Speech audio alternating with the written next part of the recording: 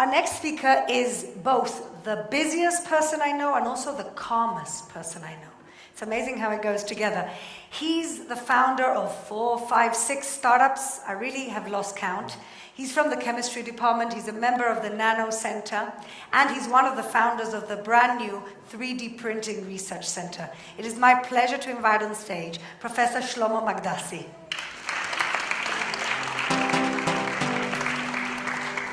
Thank you, Claire. Communication now is very simple and very easy. We all have our smartphones in our pockets. We know now how to listen. We have the ability to read books, to read newspapers. We can print a lot of copies that we can send to many, many people. To those of you who have not such a good memory, it wasn't like that always.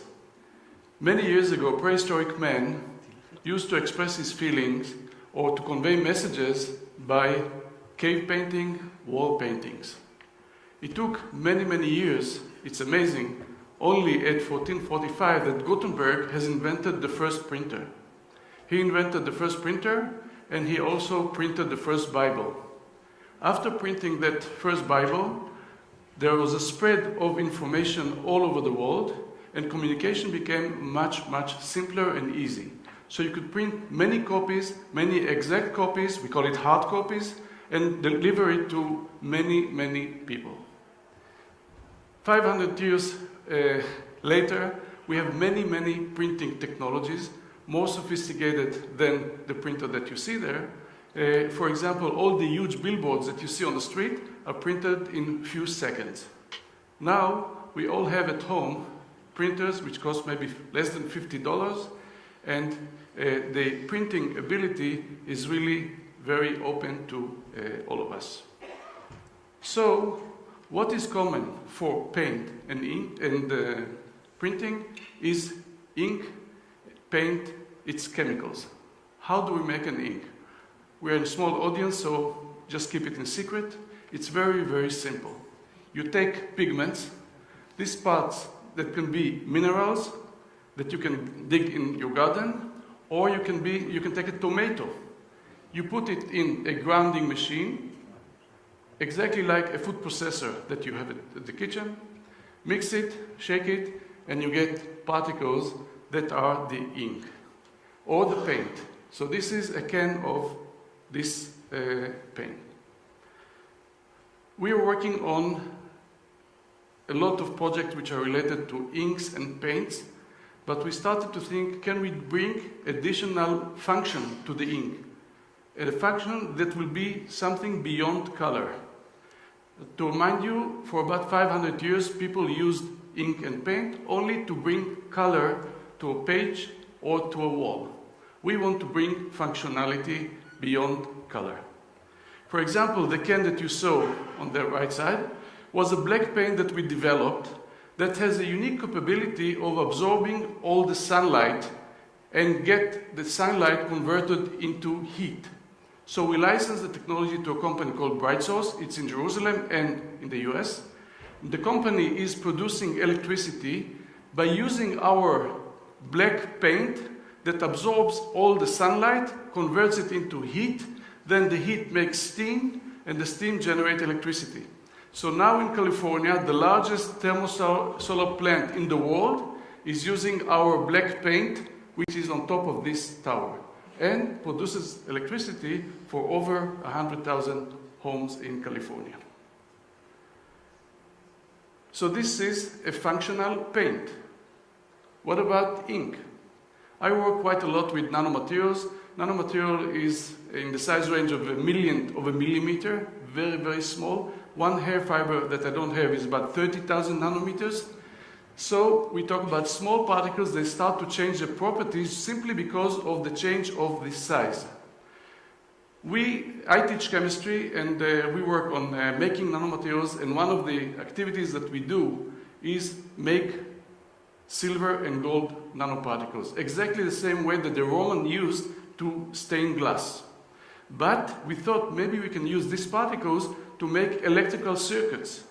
So we used silver nanoparticles that can be printed to make printed circuit boards which we all have in our computers, in our smartphone, in any electrical appliances. So this technology was licensed recently to a company, startup company called Nanodimension. It is already on the stock exchange, and its aim is to print circuit boards for the electronic industry all over the world. It is planned that within a few months there will be the first printer in the market, and of course with our Hebrew University ink inside. We can make a lot of functional printing. For example, we can print solar cells. We can print smart windows in which you click a button and then the window becomes from transparent to opaque and keep the heat out or in depending what you want. We can print touchscreens or temperature sensor that you can stick on your skin. So this is 2D functional printing. 2D functional printing means printing on flat surfaces. You can bend it, but it is still a flat surface. What about going into non-flat substrate? So we go to 3D printing. Conventional making of objects is very tedious. You take a material, you carve out of it some pieces, you shape it, you grind it, you glue it, you sand it, etc. While printing, inkjet printing, or digital printing, 3D printing, you simply print exactly 2D, but again and again and again. So you build a whole 3D structure. In this case, this is a printed, sorry. In this case, this is printed, okay. In this case, we have printed 3D structures that can be made in a second. All you need to do is simply click a button after you have the model in the computer. What is it good for? A variety of applications. The economists term this field as the third industrial revolution because you can actually change the way of manufacturing objects. This is very simple, and you can make objects that were not possible to make before. Which objects? For example, artificial organs, or soft robot, or teeth, or an ear, or we don't know what can be the future. So we talk about 2D printing, 3D printing. What's next?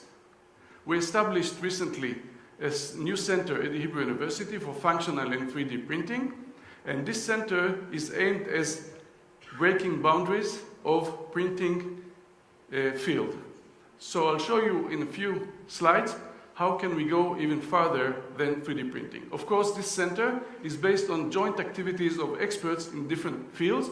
For example, we collaborate with Oded, with his nanocellulose for making 3D objects. Or people from biology, medicine, computers, chemistry, physics, and so can collaborate in this field. Here is an example of 4D printing. This is not a time machine. This is a 3D object that can start changing its shape after being exposed to temperature, time, humidity, whatever. What you see here is a medical stand that you can print, put in your body, and after it reaches your body temperature, it will expand or shrink depending on your program. This is a shape memory polymer that we invented, and imagine that it can release a drug upon need. The field of 3D printing and 4D printing of our polymer, shape memory polymer, attracted a lot of scientists, but also artists. So an art student from Bezalel took our materials and the printing technology and used it for making movable jewelry. So you can take your ring, put it in the sunlight, and it starts to change its shape. So we have 2D printing, 3D printing, 4D printing. What's next? I really don't know. We should fly with our imagination, and hopefully we can print our dreams. Thank you.